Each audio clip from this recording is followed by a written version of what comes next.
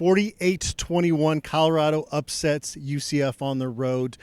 This is the best complimentary game of football the Colorado Buffaloes have played since Coach Prime got to Boulder. And this is a big win on a lot of levels, and there's a lot of guys to credit after this one. Yeah, and first off, I'm going to own it because I picked UCF to win this one, kind of handily, and so there's a lot of fans I know that like to keep receipts. Go ahead and throw it at me. I read this game totally wrong, and I picked UCF winning by 13, and 27-point win. This is the most lopsided win for the Buffs on the road in 19 years, since 2005 at Oklahoma State. So really impressive performance. And, you and I were talking, before the press conference, like, it's got to be the most impressive win of the primary so far. I mean, they're 8-9. There's only 8 of them. Yeah. But this has got to be the most impressive win. I mean, that was a really complete beatdown for the Buffs. I got to eat some crow, too. I had UCF winning this game by 3 points. I thought it'd be a close game, but Colorado really dominated for much of this football game. Kind of a weird start to it. There was a lightning delay. Yeah. Finally got it kicked off at 4:20 out here, 2:20 back home. And there was some rain early in the game, but as the game wore on, weather was not a factor anymore. Yeah, it really wasn't. And, there was a time this afternoon that I thought, man, the weather, this is not going CU's way. I mean, it was pouring. I walked through the bowels of the stadium to find out where we were going to do our post game, and it was literally water was pouring down, from the seats down into the bowels of the stadium. Like, this is not good. But it pretty much stopped. Talked to our friend Uncle Neely. I said, did it rain at all during the game? He goes, I don't think so. It played right into the hands for the CU Buffs, and really it started off. 3 plays in, Shedeur throws an interception after 2 negative-yard passing plays. It's like, oh boy, this is gonna be a long day for the Buffs, and then you got to credit Preston Hodge because his play in the end zone just a few plays later, intercepting KJ Jefferson. I don't know if it was the game-changing play, but I thought that was a huge play to answer Shedeur's interception. And kind of like Shedeur said in the postgame, he goes, hey, I threw a pick, he threw a pick. It's just restart the game. Let's go. It was important for that exact reason. It was a reset. And that Preston Hodge interception was very reminiscent of Akella Witherspoon's interception back in 2016 at Oregon, just the way that play unfolded. When we tweeted out the starting offensive line today, there was a lot of concern because Khalil Benson was hurt, and you're putting Phillip Houston out at right tackle, but they only gave up 2 sacks. There were times that you were kind of holding your breath with Shedeur, but a lot of that was on his runs when he wasn't quite getting down as quickly as I'm sure the coaching staff wants going forward. Yeah, and UCF only had 1 sack on the season coming in, but they were coming after Shedeur. They were trying to do, as he said, what Baylor did and what other teams have done. So credit to this line. I mean, I'll say I tweeted out a list of the important guys who are out today, and I remember one person commented that, well, I'm out on this game. Another one said the Buffs are dead today, and they absolutely were not. And you got to credit a lot of guys for stepping up, really into the shoes of people that would have played. A Kareem Harden stepping in at right guard today did a nice job. I didn't really. I'd have to go back and watch the film, as they say, to see how he really did, but I didn't notice him, doing anything bad today. I thought he played well. Taj McCoy stepping in for Deion Hayes and getting 2 sacks tonight was really impressive, and Carter Stoutmeyer again for Shiloh. So guys are stepping up, and there was we talk about Shedeur and Travis every week, but they won this thing by 27 points because there was a bunch of guys that played well today. A ton of guys, and you felt so good early on with Will Shepherd getting that long touchdown catch, and that was not an easy catch. It was a great throw and an amazing catch as well. For him to come back after a disappointing drop late in that Baylor game, to do that I think was huge for his confidence. We talked about it. He's going into this game, he's too talented, and this offense was too talented not to have a performance like this. Same thing with Will Shepherd, and you kind of saw it come together today. Well, that was one of the reasons why I picked UCF to win this thing. I picked 34-21 UCF. One of the reasons was because I didn't like what I'd seen totally from the offense through 4 games. And, I thought that they really hadn't – they've been a little too clunky at times, and I hadn't seen them put it together. Well, tonight they put it together, and not all of those points were on them. Cam Craig came up with the last 7 of them, but the offense did a lot of that work, and they finally put together that complete game. And the defense, once again, man, I'm so impressed with that defense right now because I did not think they would stop UCF's run game. Now UCF had 177 yards, I think. That's 200 yards below their average. And R.J. Harvey had run for 100 yards in 10 of the last 11 games. I think he had 77 or something like that. So they were really impressive. And again, only one touchdown after halftime. Yeah, a lot of those yards for UCF came late in the game, and against coming into this game, the number one rushing team in the country. You're going to take that performance all day long. Yeah. And Cameron Silman-Craig was asked about just the success they're having defensively, and he said, the guy's name is Robert Livingston. He's our defensive coordinator. We love his scheme. He came to Boulder without a playbook and really tailored the defense around us. It's crazy because we heard Chris Wilson say the same thing. I'm going to tailor my defense towards my players. And it was one of the worst defenses in the country. So I think everybody was a little bit – they were in wait-and-see mode with Robert Livingston. Right. They've waited, and we've all seen now, and it's pretty obvious that he's a stellar defensive coordinator, and you're starting to see these players that have come together in this program further gel. Yeah, and really to talk about how important this defense was today, I think UCF actually gained more yards than CU, but I look at least 3 trips I can think of off the top of my head into the red zone, deep in the red zone, was one, the Preston Hodge interception right off the bat, early in the game, and then late in the game, they drive all the way down to the 2-yard line. They first goal at the 2. UCF does, and they don't get in. Nakai Hill-Green with a sack on 4th down to end that threat. And then the last one was, UCF's going in to score again. And CU was winning handily. It was 41-21, but UCF was going in to score. And I don't know who it was that knocked the ball loose. Cam Silman-Craig picks it up, goes 95 yards the other way for a touchdown. That's 3 times that they got in the red zone, and CU stuffed them, and UCF got no points. Then there was another time that it wasn't the red zone, but UCF misses a 55-yard field goal. The defense did a great job holding it, making them have to kick a 55-yarder rather than any closer. So the defense just came up big when they had to. And Arden Walker didn't get any sacks today, but I thought he played his best game by far as a Buffalo, off the edge, reading a lot of those plays.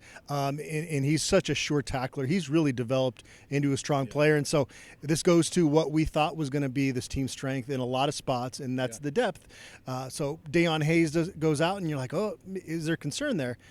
Tajay McCoy comes out, 2 sacks. Arden Walker has that performance. Sam Okunlola had a good game too. He had a sack as well, his first of the season. So it really was a group effort defensively. And now it sounds like after the bye week, you're going to get Shiloh Sanders back. We'll see with some of the guys that got banged up a little bit. It looked like Chidozie Wankwo was banged up a little bit late in the game. Yeah. Offensively, Micah Welch was having a really nice performance on just 5 carries, but he made the most of those carries, got into the end zone.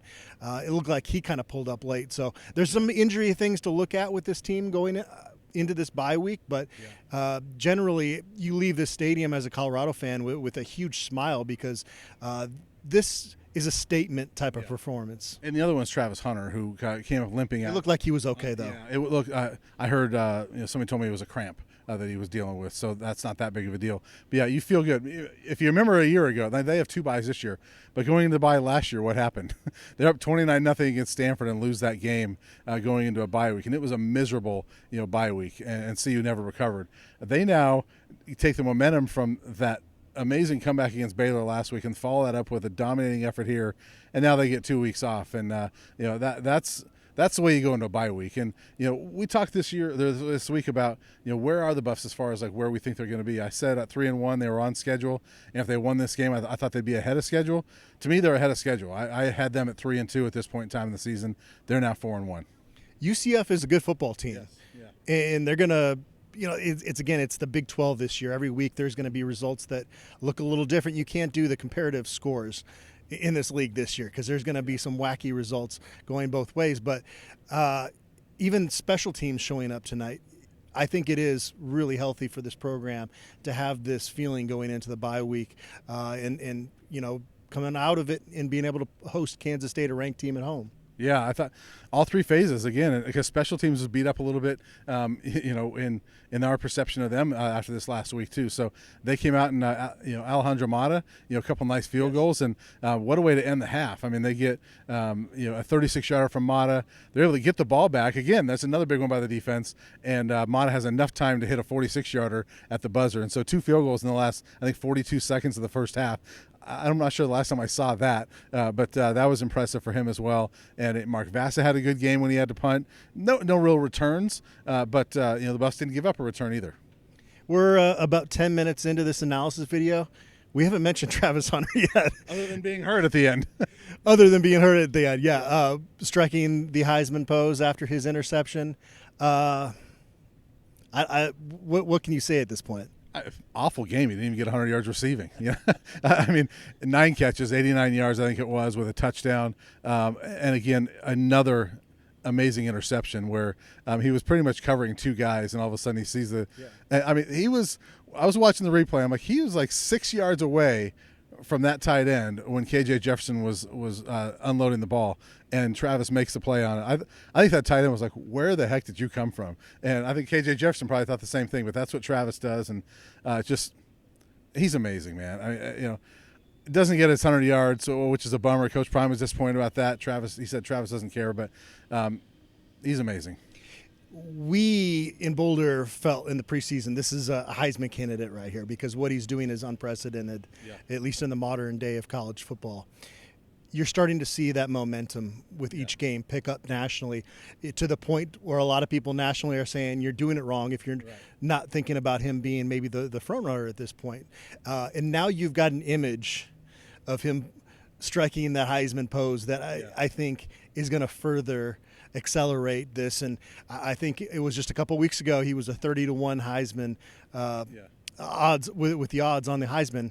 I think it might be less than 10 once they redo those odds. I saw a list this weekend. He was like 8th or 10th on the list for best Heisman. I'm like, come on, what are we doing here? I mean, the players ahead of him, really good players, but they're not doing anything we haven't seen before. They're really good. Travis is doing something we haven't seen before, and this reminds you of 2018 a little bit. In that there was a lot of Heisman momentum 5 weeks into the season for Laviska Shenault, but then he got injured, and it fizzled off at that point. Let's hope that doesn't happen with Travis because this is a generational player. So was Laviska. That was the one disappointing part about Laviska was he was injured. We didn't get to see him to his full potential. We're seeing Travis to that, and I hope we get 12 games of that. It comes down to him continuing to play like this and winning in Colorado, winning games. If that happens, I think it sounds crazy to say at this point, but I think it's a shoo-in. But they've got to go. He's got to continue to stay healthy because if he stays healthy, we know what Travis Hunter's going to do. Right. And if Colorado keeps winning games, I think that's really what it comes down to. Yeah, absolutely. And I mean, 4-1. Like I said, they're ahead of schedule. You don't want to put the cart before the horse because we've done this before with CU, but they're looking really good right now in the Big 12. And if they're in a bowl game and Travis Hunter's doing this, I don't know how he's not the Heisman. Yeah, a lot of season left, but again, you have to feel really positive about Colorado coming out of this football game. Hey, we should mention 2 guys, Trevor Woods, Jeremiah Brown. Coach Prime did let us know tonight that those 2 have elected to redshirt and sit out the rest of this season. And so we'll see what their futures are. They could technically they could stay here and play bigger roles next season, or they could go somewhere else. But we don't know their plans. But those 2 guys are redshirting. It makes a lot of sense for both those guys. Yeah. There was a moment when Bentley went out of the game. Wester comes in, and Jalen Wester is a capable guy, but you start to kind of look at the depth of that linebacker group, and that could be a concern. But I totally understand it for both those guys because they have a bit role and they're good football players. And I think a lot of Colorado fans would love to see them as the tandem maybe going into next year. Certainly you're going to probably go out into the portal and add competition there as well. Yeah, and it's too bad. I mean, Trevor Woods he's one of the OBs, right? And we thought he was going to have such a big role this year. But Nikhai Hill-Green has played so well. It's hard to take him off the field, so you understand it. It doesn't mean Trevor's a bad football player. Nikhai Hill-Green's just playing at a different level right now. Well, I've lost about 20 pounds, but I think it's all water weight. So I think it's all been while we're standing right here because I'm watching it drip off your forehead. Jeez Louise. Humidity out here is no joke, Brian. How are you holding up? I see a little sweat there. Yeah, I've got quite a bit. The hat's hiding it. All right, we're going to be back in dry Colorado the next time you see both of us.